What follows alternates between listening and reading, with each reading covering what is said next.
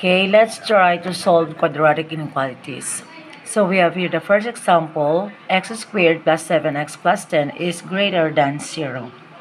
So first is, let's factor out our quadratic equation, x squared plus 7x plus 10. So, using the factoring, factor out our 10, that will give us a sum of 7. So factor of 10 that will give us 7 is we have 5 and 2. So it is a plus, positive, because our sign is positive. So we have x plus 5 and x plus 2 is equal to 0 as a factor of x squared plus 7x plus 10 greater than 0. Okay, using the zero product property, so we have x plus 5 is equal to 0 and x plus 2 is equal to 0. So transposing positive 5 to the other side, we have x is equal to negative 5 and x is equal to negative 2.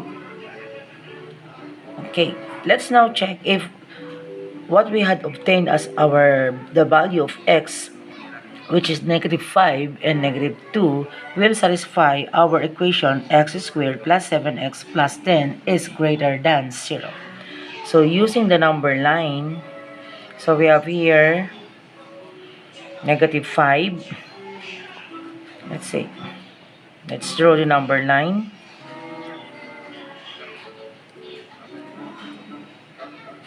So we have here negative 7, negative 6, negative 5, negative 4, 3, negative 2, negative 1, 0, 1, 2, 3.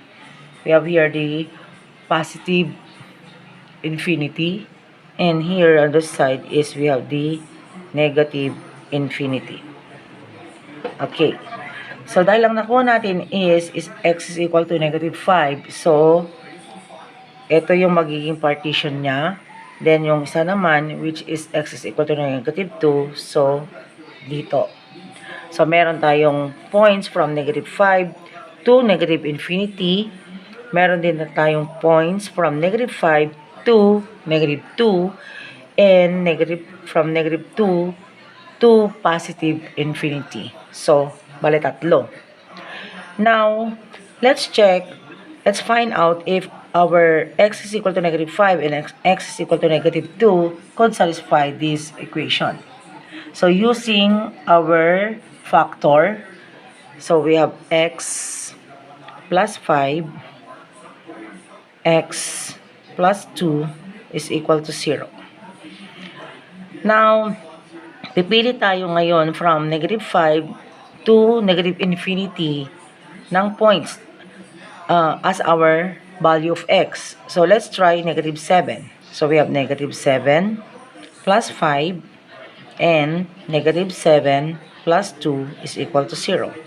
So, negative 7 plus 5 is equal to negative 2 and negative 7 plus 2 could give us negative 5 is equal to 0. So, negative 2 times negative 5, it will give us a positive 10. So, meaning from the point negative 5 to negative infinity, it could give us the answer positive. So, meaning from negative 5 to negative infinity, it could satisfy the equation that x squared plus 7x plus 10 is greater than 0. So, susulat natin dito ang true. Next, from negative 5 to negative 2. So, again, using our factor, x plus 5, x plus 2 is equal to 0. So, pili tayo dyan from negative 5 to negative 2. Let's say negative 3. So, negative 3 plus 5, then negative 3 plus 2 is equal to 0. So, negative 3 plus 5 will give us a positive 2. And negative 3 plus 2, it will give us a negative 1 is equal to 0. So, negative 2 times negative 1, it will become negative 2. So, meaning, from negative 5 to negative 2, hindi siya magsasatisfy. So, it could give us a negative answer. Meaning that, from negative 5 to negative 2, hindi siya magsasatisfy dito sa ating equation. Mas less, kumbaga ito is less than our equation x squared plus 7x plus 10. So, this could be false. Next, let's try from negative 2 to positive infinity. So, using our factor again, x plus 5, x plus 2 is equal to 0. So, pili tayo from negative 2 to positive infinity. Let's say 3. So, we have 2, substitute 3 plus 5. Then, 3 plus 2 is equal to 0. 3 plus 5 is 8. Then, 3 plus 2 is 5 is equal to 0. So, 8 times 5 is 40. So, 40 is greater than 0. So, therefore, from negative 5 to negative infinity and from negative 2 to positive infinity, sila lamang yung makakapag-satisfy sa ating equation that x squared plus 7x plus 10 is greater than 0. So, therefore, our x from negative infinity to negative 5, then could have a union to from negative 2. So, from negative 2, kasi kasama yung negative 2, to positive infinity. So, that could be the set of points that could satisfy x squared plus 7x plus 10 is greater than 0. We have another example, x minus 2x minus 15 is less than or equal to 0. So, let's factor out negative 15. That will give us negative 2. So, factoring the equation, so x and x, then negative 15, so we have 5 and 3.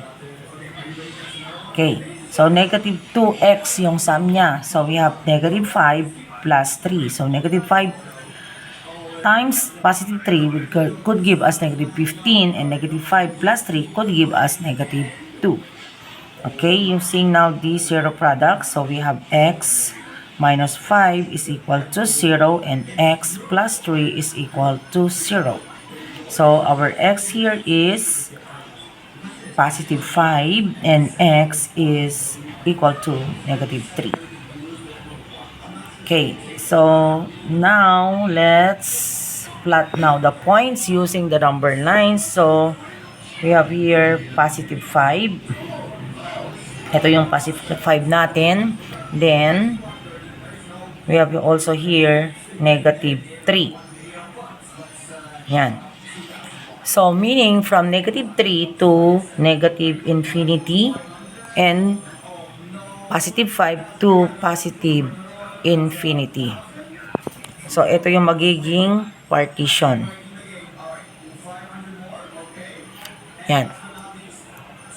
So, try natin from any points from negative 3 to negative infinity using our factor x minus 5, x plus 3 is equal to 0. So, we have, okay, negative 3. Okay, so let's try negative 5. So, ito yung negative 3, negative 4, negative 5. Okay, negative 5. So, we have negative 5 minus 5. Then, negative 5 plus 3 is equal to 0. Negative 5 minus 5 will give us negative 10. And negative 5 plus 3 will give us negative 2 is equal to 0. So, negative 10 times negative 2 will give us 20 is equal to 0. And 20 is greater than 0. So meaning, from negative 3 to negative infinity, hindi siya magsasatisfy dito sa ating equation kasi mas mataas, puro positive yung nakukuha natin dito. Mas mataas kesa dun sa ating equation, which is x squared minus 2x minus 15. So this could be false. Next, from negative 3 to positive 5. So we have negative 3, negative 2, negative 1, 0, 1, 2, 3, 4, 5. So, using again our factor, x minus 5, x plus 3 is equal to 0. So, try natin yung 4. So, ito yung 4. So, we have 4 minus 5, then 4 plus 3 is equal to 0. So, 4 minus 5, magiging negative 1 siya. Then, 4 plus 3 could give us 7 equal to 0. So, negative 7, negative 1 times 7 is negative 7 is equal to 0. So, meaning, mas mababa or negative 7 is less than 0. So, from negative 3 to positive 5, it could give us an answer of a negative. So, from negative 3 to positive 5, ito yung magsasatisfy dito sa ating equation na x squared minus 2x minus 15 is less than or equal to 0. Okay, next. From positive 5 to positive infinity. So, using again our equation, x minus 5, x plus 3 is equal to 0. So, mag-pick tayo ng points from positive 5 to positive infinity. Let's try 5, 6, 7, 8, 9, 10. So, try natin yung 8. So, 8 minus 5, then 8 plus 3 is equal to 0. So, 8 minus 5 is 3. 8 plus 3 is, we have 11 is equal to 0. 3 plus 11 is positive 33. And we all know that positive 33 is greater than 0. So, therefore, from negative 3 to positive 5, ito lang yung nag-satisfy. So, we have x from we have the points of x from negative 3, kasi kasama yung negative 3, to positive 5. Close bracket ang gagamitin natin kasi close from negative 3 to positive 5.